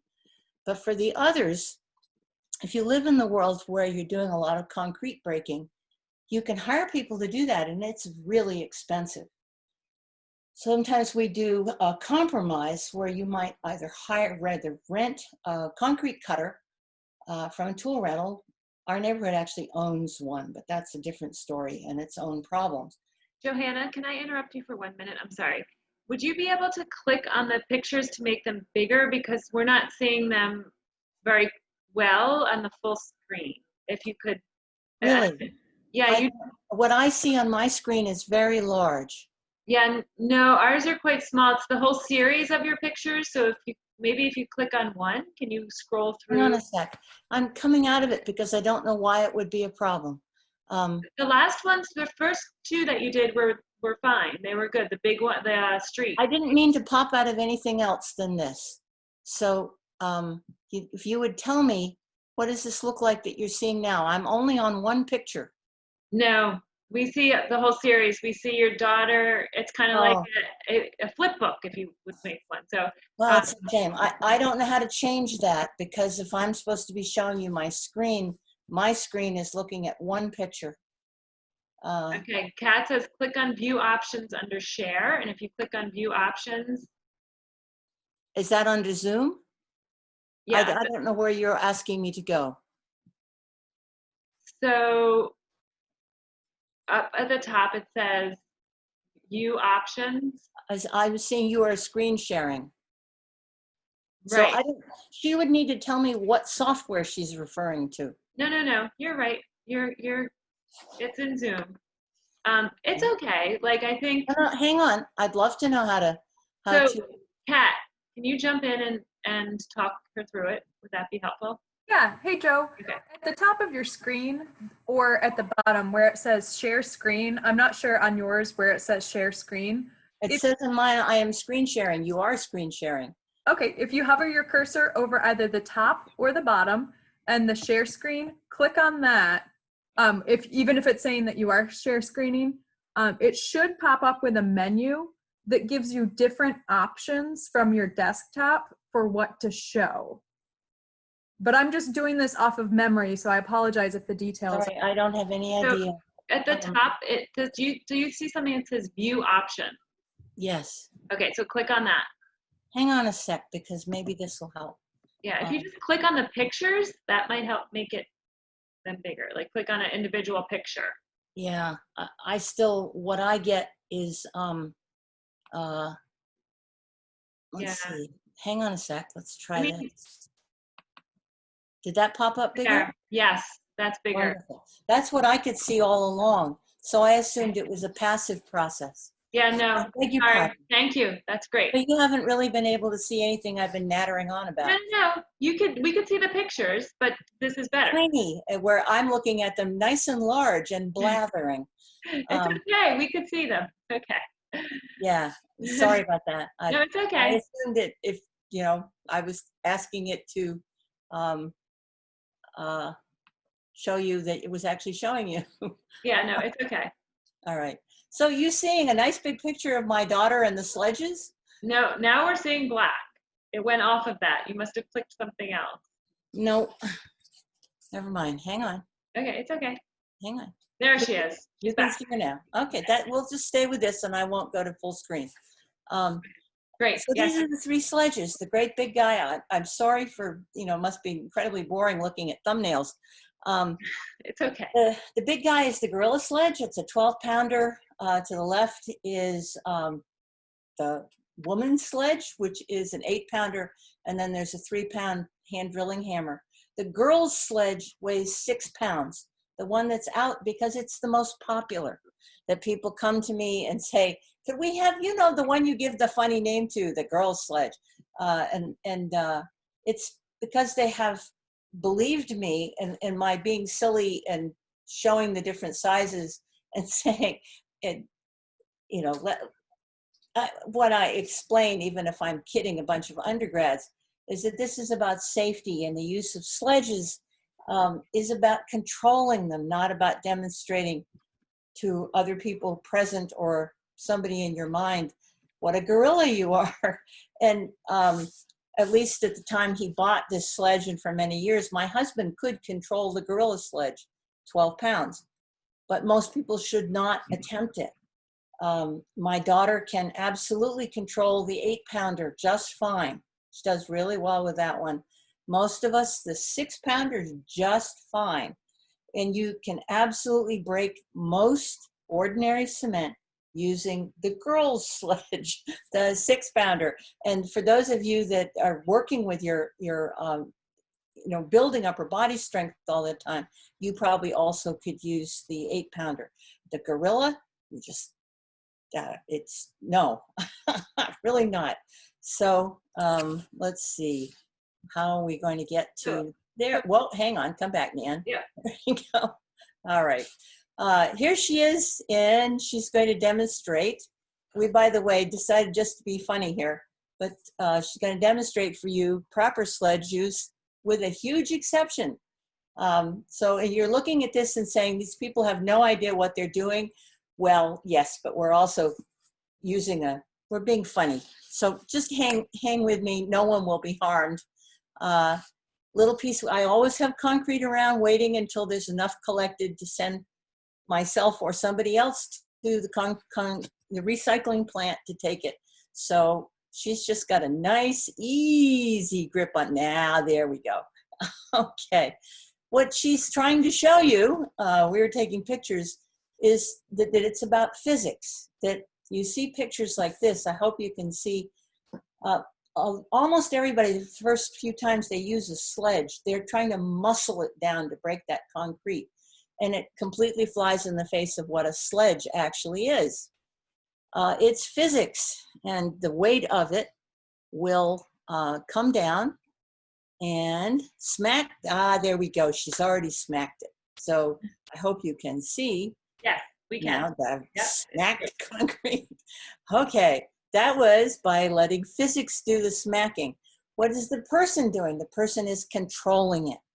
So the exercise is actually it's very similar to using a pick. The dangers are a bit different than a pick, which is another really dangerous tool. The dangers are, the exercise is getting it up like this, up over the head, and then controlling the descent. So you're aiming it, you're not muscling it. The people that are trying to show, boy, I'm so strong, I can really pull this down, if there's just no point. Let gravity pull it down, and the intelligent human using it is aiming it. Here she comes. She is really goofing around here. She started digging tree holes when, actually, I don't think digging so much, but when she was 2.5, and she was the tamper. She would dance on them. So that's my official tamper. There we go. Blam. All right, now here's the really critical thing, because we are being silly. What's missing in these pics of sledge work? So just everybody think a minute. What was missing? And I hope that everyone here is so experienced that you are wanting to reach through and say, don't let her do that, because here's what's missing. And the whole point of this is that I like talking to people about choosing your tools, thinking about your own safety and the safety of those that you work with whether you ever work with volunteers or interns or other people, we're all teachers. And we keep I work more safely when I'm explaining to somebody else why we bother. So here's everything that was missing. Eye protection, gloves, long pants, work boots, and addition, tarps to protect any targets. One of the things that arborists are always thinking about, targets. And chips of concrete, or if you're breaking stone, which we do sometimes, they fly around. We're most worried about our eyes, number one, other body parts, but people get really excited when you ding their cars, whether it's with falling branches because, oh, it's the crazy pruning guy and he didn't slow down and think about that. So we actually use packing blankets that you would use if you're moving there, and tarp if you haven't got anything else, to put over a target to protect it from the results of your crazy tool use. Okay, so it's just, my point here is, please think about that this type of tool that is gravity-based. It absolutely requires strength, and it requires honesty for us of which one we can handle and how to use it correctly, so that you're fine at the end of the day. Another thing that I like to do is, if you've got 3 or 4 people, is rotate rather than 3 people standing back passively and letting one person do the muscle work. I would tell you the most effective undergraduate volunteer group we ever worked with were some of the women's teams from Drexel, who were in good shape, but remarkable at listening to tips and rotating. They would automatically take turns, just like they were doing a drill for field hockey or lacrosse. Bless them. Their injury rate was 0. Absolutely fantastic. So thinking about, should you be using this tool? Okay, you really need it. How do you use it? What size? I think in the chainsaw where we started, and Rebecca talked about, she got the 24 volt, but it comes in bigger sizes. She made an intentional decision about that. She may at some point decide she wants a bigger one. She didn't start with the Gorilla chainsaw, did she? And I was applauding over here. Get comfortable, and at some point you or a worker need the bigger one. Absolutely, go for it. But there's a great deal to be said for the girls' sledge, even if the 6-pound sledge was not in that picture. And they're not expensive. We've broken so many over the years. It's one of the few tools that I will now only buy with a fiberglass handle. It's another, which also becomes a safety issue. You think about it, even the 6-pound weight flying through the air. No. And I've seen everything fly through the air. One of the other things for me teaching with power tools is that I always have people practice ditching them. It's one of the drills, whether it's a chainsaw, a brush cutter, or even a string trimmer, is that I have people practice falling. And in any place that they're using a tool with any hazard degree, which is almost everything, is that you look for which direction you're going to ditch if you need to get out of there in a hurry, including falling on purpose, and which way are you therefore going to throw the tool. And it's an exciting thing to see somebody say, "You're serious, you really want me to throw the $400 brush cutter?" And I say, "Yep, there you go." Because if we're going to get you out of alive, I will drive you to the hospital, but you won't enjoy the trip. So you'll be so sorry by the time we get there. So let's not do that. And I do that also with sledges. You think you begin to lose control of it, don't grab at it. Think about where you're going to let go of it and how. So that's just some of Johannah's safety rants and why we have a girls' sledge. All right, so here is my model, still with no safety equipment. She's been laughing, in case you can't notice. And she is also demonstrating another one of our, this isn't as much about safety as it is about fatigue. The old name used by certainly the I began to learn gardening as a child from elderly Irish professional gardeners. And they would call this a poacher's spade, and they weren't kidding. It's a long, narrow shovel blade. At least country people thought of as something that the lampers or the poachers, if you ever grew up around that culture, would still to this day be out opening the, maybe your little tiny dog has found possibly a bunny rabbit's home, and this spade is to open up the entrance so the dog can get in and steal the bunny for you, and then everybody runs. Thus the poacher's spade. If you've used one, you probably bought it as a drain spade. And if that name makes sense to you, be my guest. This one's about 70 years old and has been used heavily much of that time. How do we use it? Why would I show it in, again, talking about tools? I have, it seems like almost everybody's mentioned fidgets and crotchets about their body. Well, I'm just old now, but since I was 40, I've had a funny kind of arthritis in my kneecaps, specifically kneecaps, meaning that I can't kneel, couldn't kneel at 40. Haven't been able to kneel really quite a few years since then. So I developed a lot of workarounds for the difficulty of kneeling, and some of them turned out to be a good idea anyway. So if you think of it another way, this is a really long-handled trowel with a step.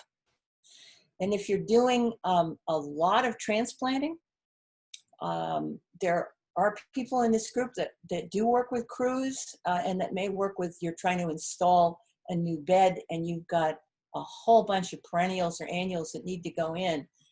A regular spade is pretty useless, so you may use it. Down on your hands and knees with digging tools is certainly a way to go. But someone using this type of shovel can literally pop holes much faster and it's less tiring for many people. So I've actually given newer versions of this as gifts to people who were converted and said, oh yeah, that works. Similar shovel is wider and it's called a root balling spade or root pruning spade. And this is also that's something that people who've done nursery work would perhaps be familiar with. We can't all of us own every tool, but a lot of them, it's the right tool at the right time, may make the day a little easier, maybe a little to a lot safer, and I'm all for that.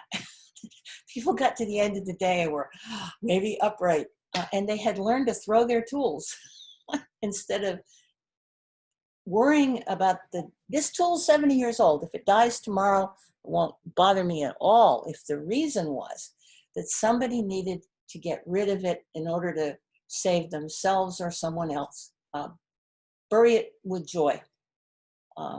So that's, okay, that's my spiel. That's great. No, that's great advice. I love the part about, get away safely. I thought about that, but not as thoroughly, I guess. So thank you. That's great. Does anyone have any questions for Johannah? I don't know if there's any in the chat. We have a poacher's spade. I love it. It's great for my back. Glad to hear it. Yes. I apologize again about not knowing that you were looking at don't worry about it. That's what we said. Like, we're all learning still. It's like I'm still learning. So don't worry about it. Okay, so last but not least,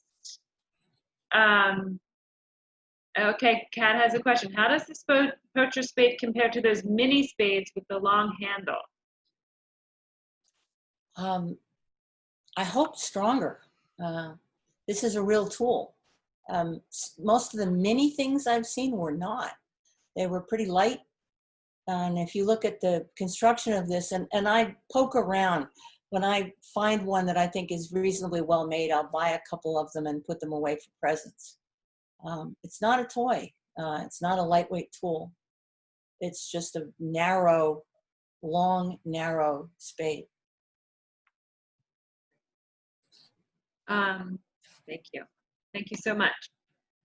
All right, Beth. Beth, you want me to? I'm not going to shorten your bio. You got this is good. She's currently president of the Four Seasons Garden Club and the Greater Philadelphia Dahlia Society. She's a Chester County Master Gardener. Beth volunteers as a gardener at Longwood Gardens and an ambassador at Mount Cuba. She is also a volunteer coordinator and supports the Hort information booth at the Philadelphia Flower Show. Beth has lived in Chester County for 30 plus years.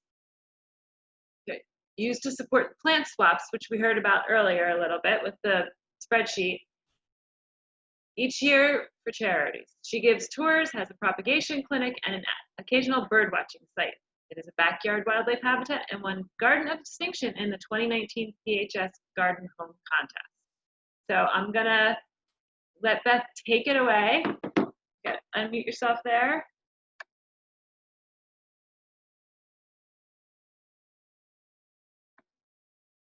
Beth, you just have to unmute yourself.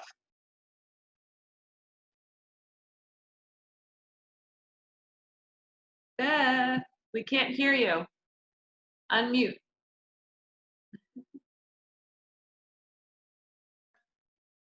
And There we go. Now we hear you, I think. you can hear me? Yes, now we can. Thank you.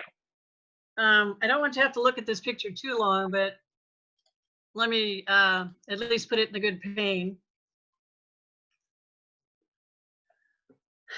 I'm not like a lot of the other gardeners. I'm not a professional. I'm a well-meaning amateur, and 55 years of gardening experience. I remember planting hollyhocks with my mother when I was about 6. But normally what I did, abnormally, was try to make do with the wrong tools, do it myself when I shouldn't, and overdo everything possible. My work ethic was something to the point of work until you drop, and then feel sorry for yourself for a minute, and then get back and go back to work. I know there are other driven types that have a similar story. I do have some random suggestions on garden tools and techniques that I hope will help keep you safe today. Each story is punctuated with a scar, limp, or damaged body part on my part. And I'm kind of hoping I can help prevent some of that on yours. But first, this is where I started. The high desert of the Mojave is a beautiful place. I'm glad I saw it first, because it would be hard to appreciate its beauty if I'd seen Pennsylvania first. We were also very isolated out there. This was 50 years ago. You understood when you were out there, if your car broke down or your bike broke, or in my case, my motorcycle crashed, you had to get yourself out. You had to keep moving or the desert would kill you. It is 107 degrees there today. So you had to keep moving or die. That is not the way it is in Pennsylvania. There's a person next door, there's 911 down the street. So the idea that I had to do everything by myself with whatever was on hand was inappropriate to transplant with me when I moved here. Fortunately, when I went to heaven without having to die by moving to this region, I had to learn everything over again. In the desert, perennials die in the wintertime because of the dryness, and annuals don't know when to die because we don't get a consistent freeze. So I had the benefit of organizations like the Hardy Plant Society to teach me perennial, annual, and tender perennials. I had my Four Seasons Garden Club in Kennett Square teach me very local knowledge from a bunch of people who were so willing to share. I had Pennsylvania Horticulture Society, their concept of gardening for the greater good. How can you possibly have this much stuff without wanting to share it?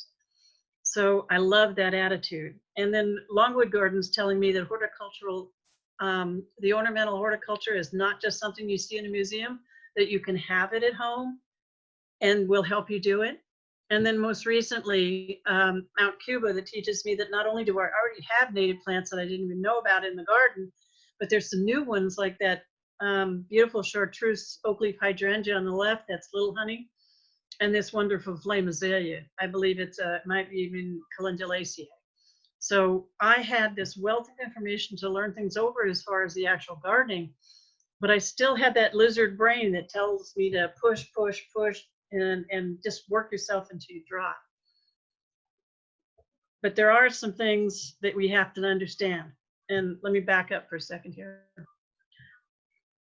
Most of the garden tools out there that say they're for women are basically, a lot of them are cheap imitations that are just priced higher because they're marketed for us. Most of the common garden tools are built and designed for somebody over 6 feet tall. So finding good tools is one of those places where a group like Women in Horticulture is wonderful, because y'all can talk to each other. So this forum is so good for that. One of the things I try to stress in the safety area is use the right tool for the job. I had one of these wheelbarrows, an ancient one, stacked with 3 bags of wet mulch.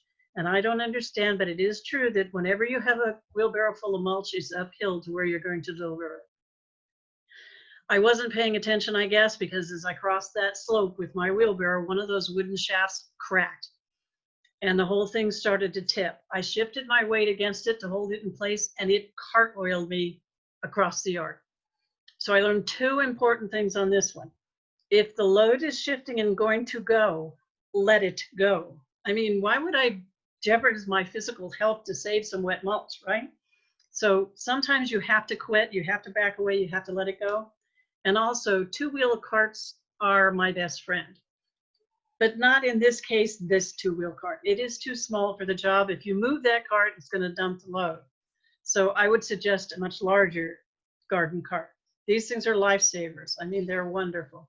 Also, I'm going to talk to you about that maple tree in the back a little bit later.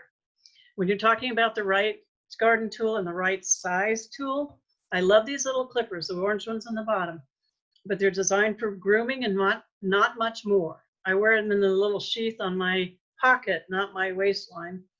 But if you try to force a small tool like that to do something bigger, you're going to either snap the tool or you're going to pinch your hand badly.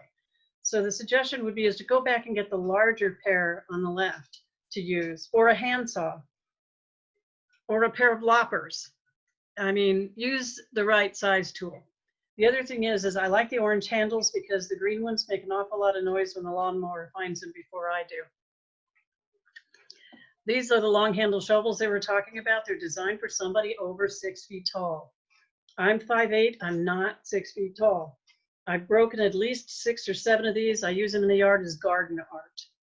They're also quite sharp. So I suggest if you're working with a crew where there's other people with these shovels, that you wear the appropriate footwear. I actually have steel-toed shoes that I love. And it's not because I don't trust the other gardeners. I remember clearly, though, as a child, back in the desert, I almost took off my brother's toe with the shovel. He was wearing flip-flops, and he had a pickaxe. So we were not being adequately supervised. So I always suggest to these people, if you're going to use the sharp shovels, protect your feet. That would have been the second time I almost cut off my brother's toe. So we're going to talk about hoses instead.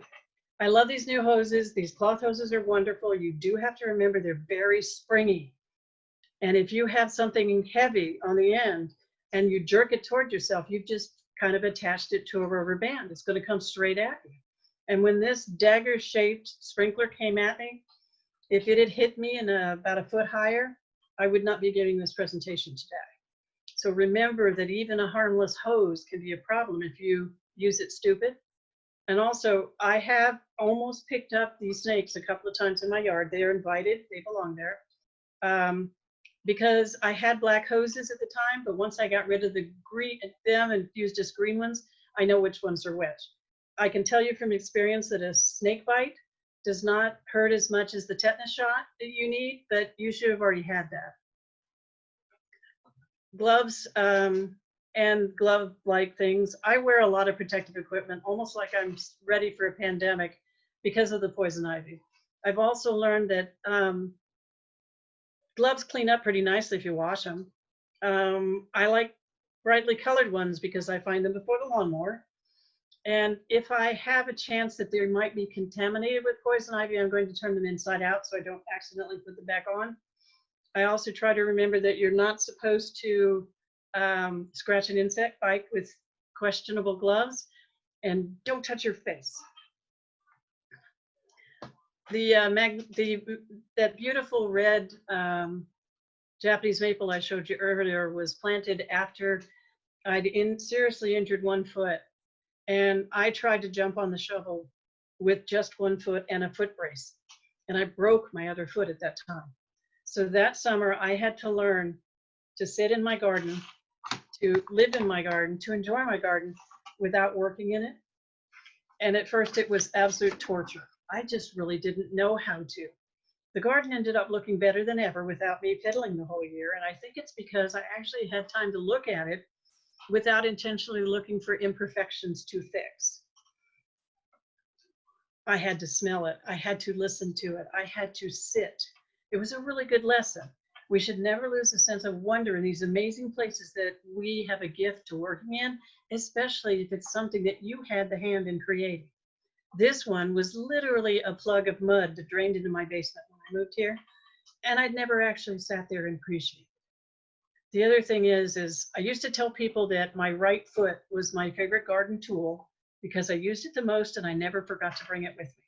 But the truth is, your body is your most important tool, including the brain that's attached. It should be telling you both your strengths and your limitations. Every other aspect of garden safety is negatively impacted if you're tired, if you're physically overstressed, exhausted, either heat exhaustion or regular exhaustion. And almost every one of these stupid tired events, that's what I call them, almost every one of these things was a stupid tired event. So throw yourself in the shower, quit, that kind of thing. You have to really think of that. So listen to your body, use your brain, have a mindset for safety even when you're tired. Please pick the right tools, maintain and use them properly. Ask for help when you need it.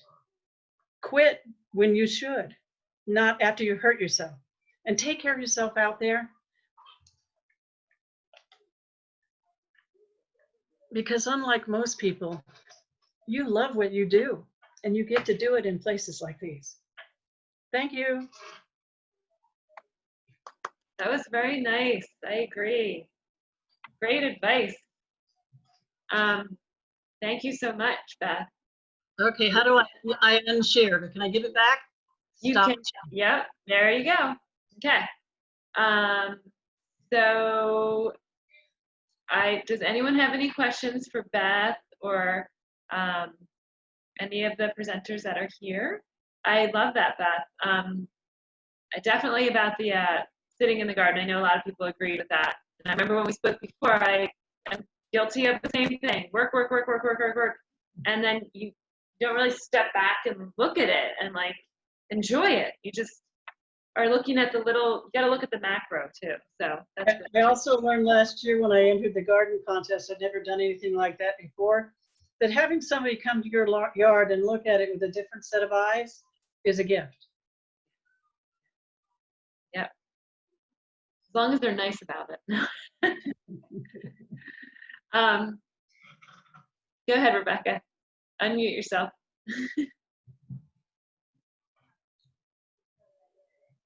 Beth, thank you so much for that. So much of that really hit home for me, especially the heat exhaustion part, which I've really been deeply struggling with a lot this last couple weeks.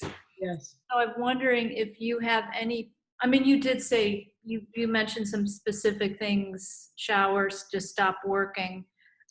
Does anyone or you, Beth, have any other kind of on the spot advice for when heat exhaustion is really moving into that next level of feeling even worse, but you do have to understand the signs of it. You need to know, because there's heat exhaustion and there's also heat stroke, and stroke kills you, okay? So getting stupid, doing stupid things that you realize are stupid is really a good sign that your brain's not working the way it should. I did hear somebody talk about wearing those gloves and then wetting them down, wearing a hat that you can soak in water and put back on your head, because your brain is the part you need to cool down first.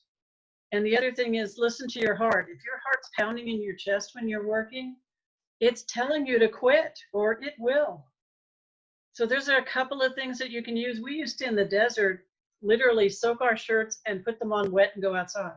It'll bring your temperature down 20 degrees.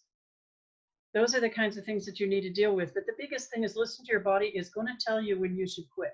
Listen. Thank you. Thanks. That is good advice. I know everybody pushes it a little too far sometimes. Is there anything? The other thing, Rebecca, this is Lucy here. Make sure you're hydrating 1 to 2 days in advance, because hydration doesn't start, the day of. It's Right. a day or 2 days in advance.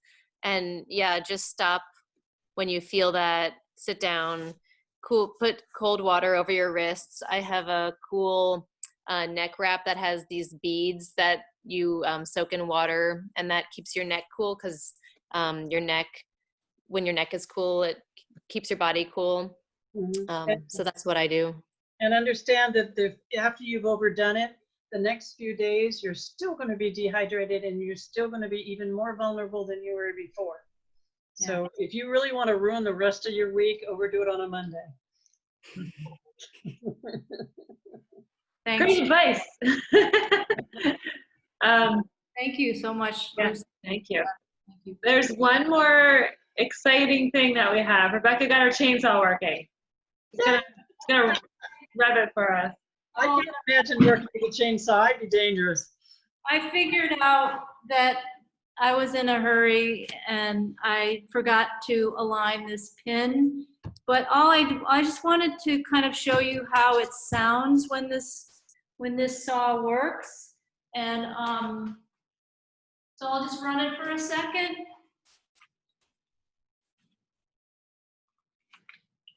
So I am indoors. So so you bring the brake forward. You're grabbing it on the rear and the front handle. There's a little pin that you push and then hit the trigger, and this is what it sounds like. I'm sorry, I forgot to put the battery in. One last try.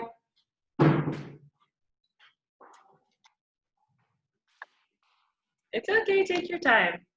All right, the battery has to be in. No running with batteries. Okay, now the battery is in.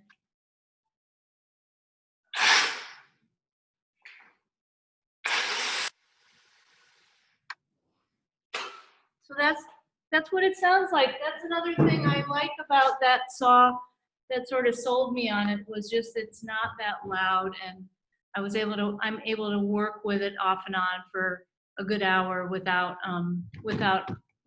ear protection, but without getting ear exhaustion. That's great. Thank you for fixing that. I of course it's hard when everyone's watching you put back together a chainsaw. I don't think I would be able to. Pressure was on. Thank you though for sharing that. I just want to say thank you to all the people who participated and all the people who presented. It was really awesome, and I learned a lot. I don't know how everyone else. Oh yeah, check out the chat. I'm gonna say, and I will try to get together a list of the resources that were shared and emailed to the whole group. If you were a presenter and you want to email me any of your slides, please feel free to do that. That would be great. And I just want a big thank you from Women in Hort. It was great. Everyone unmute yourself so you can clap. Or quiet clap. This is our first real virtual big event that we've done. So thank you all for being patient with it and everything. And hopefully we will get to do some in-person events at some point, but not before it's safe. Okay. Anybody have anything else that they want to share? Thank you so much. Nice to see Yeah, people. thank Nice you, to hear. Karen. Well done. Thank you. It was nice to see everybody from all over too. Thank you, women. All right, I'm going to end the meeting, or I can leave it running and you guys can chat amongst yourselves. It's up to you. Everybody, bye. Bye, everybody. Bye. Bye. Thank you. That was great. All people, new people.